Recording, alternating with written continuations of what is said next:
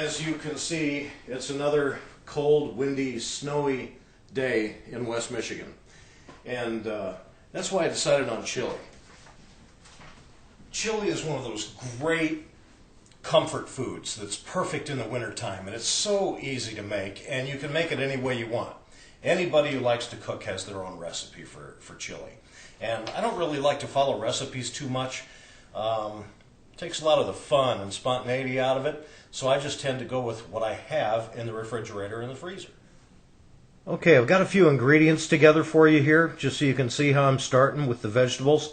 The meat is important too, and that's coming up. But you can see left to right I've got chopped celery there, including the leaves, because they actually have a lot more flavor than the actual celery does. I've got bell peppers, red and orange, and I just happen to have those. That happen to be what the market had, and they look good, so that's what I'm going with. You can use green, whatever you want. And then I've got some jalapenos there. A few other ingredients that I like to use here, let me just show you. I've got some beef stock here. I've got some tomatoes, diced tomatoes, and the best in the world are San Marzano. I prefer those. That's the big can on the bottom. Up next, I've got some green chilies there and some tomato paste. Really, you need two vessels. One, a big heavy cast iron pot or Dutch oven, whatever you got, whatever's heavy. This is La Creuset, so it's a cast iron pan, but it's enameled. I like that. Works out really good for browning the meat.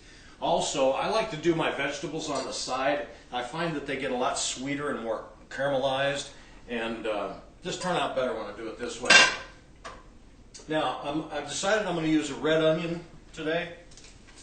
And I'll tell you why. I know a lot of people don't cook with these. Most folks think that they just go in salads, but these things, when they're cooked in a skillet, they have so much natural sugar in them that they get incredibly sweet. Let me just throw a little bit of oil in this skillet here, just to kind of get it warmed up a little bit. And I'm going to start sauteing these vegetables.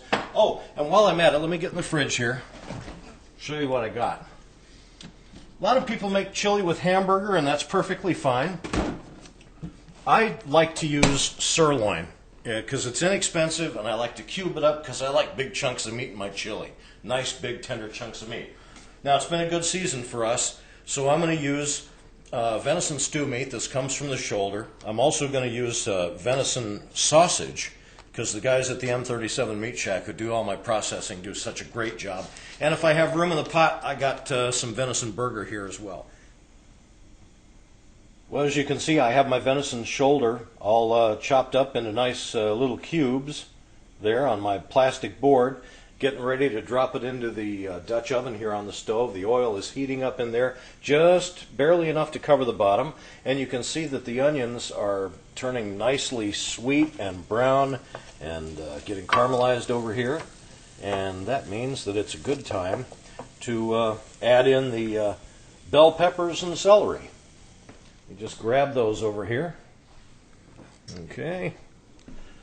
Bell peppers go in with the onions. I have the chopped celery now, and that's going in with the onions and the bell peppers. And it's time to drop our meat into that hot skillet. Now, the cubed venison shoulder stew meat goes into the hot oil, and we'll start browning this up. Now, it's really important to season all the way through your cooking, but I'm not going to add salt here, and I'll tell you why. It would draw all the moisture out of the venison, and I don't want to do that just yet. I want to brown it up, but I am going to add a few other things. First off, fresh cracked pepper. Always fresh cracked pepper. I never ever buy this stuff in the little white and red can. Just to kind of get a base layer of flavor going. And that is cumin. Let me see. I've got a few spices here in the spice cabinet. Kids' artwork, you know. Cumin seed. Here we go. Right here. Put a bit of cumin in here, just to kind of get those southwest flavors going. Let me show you here what I do with the venison sausage. It comes in links, of course, like this. And what I do is split the casing like this with a sharp knife. split the casing, peel off the casing, just like so. Discard the casing, and then the sausage goes in. I really enjoy watching the fire and watching the snow come down when I'm cooking. And I always got B93 on. Looks like the birds are hungry too.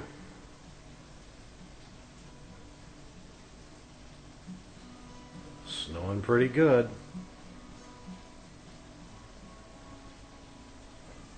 As you can see, the vegetables are done. The meat is browned. Now, I'm using venison, and venison is very, very lean meat, so there's hardly any fat at all. Now, if you're using steak or ground beef or something, you'll have to drain the fat. Generally, you can use a colander or you can use a turkey baster and just tilt it and stick it in there and suck the fat out, and then you're left with this beautiful browned seasoned meat. Now, I'm going to show you one of my little tricks. This is masa harina. This is a Mexican corn flour, flour made from corn. This is the stuff you make corn tortillas out of and stuff. I love what it does to chili, and it gives it a real southwestern taste, and it helps thicken it up a little bit. So a couple of tablespoons of masa harina in here at this stage is going to add a really unique and wonderful flavor to this. Now what you got to make sure that you kind of cook the flour part out of it. Put some heat under here. Stir it around in the meat until the meat and its juice absorbs all of that masa harina. Alright, so the flour has been absorbed into the meat and the meat juice. Let me get into the refrigerator here again, because another great ingredient in chili. Now, I prefer a dark beer is the best thing to put in chili, but I don't have any, and the weather is miserable, so I'm not going to the store. And I always keep a bottle of Labatt Blue in case that Canadian freak, John the Canuck, drops by. So we'll just use what we have, you know? In it goes.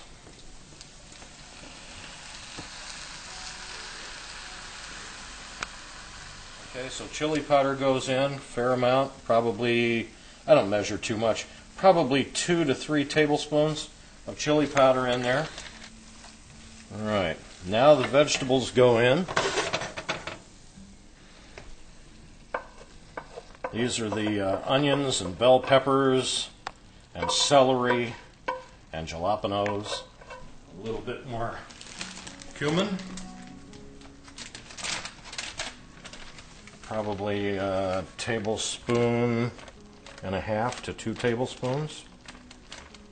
In with the San Marzano diced tomatoes. And salt these guys. Plenty of fresh cracked pepper. Lots of fresh cracked pepper. Now, I'm going to add the green chilies. Now, tomato paste. This is a foundation ingredient. Also help thicken it up. Good, rich flavor in there. And now, I'm just going to mix all this up. And then, I'm going to put it on a simmer. Turn the heat down just a little bit. And let it simmer for 2 to 3 hours. Put that chili, look how thick that is. Oh, you're going to need a nap when this is done. Check that out. Oh yeah. Beautiful. Now, to top it off, add some cheddar cheese to the top. Just like that. Dollop of sour cream goes right on top, like that. And finally, a little bit of cilantro. And there you have it. You can't screw it up. This is delicious. I'm going to go eat now. Thanks.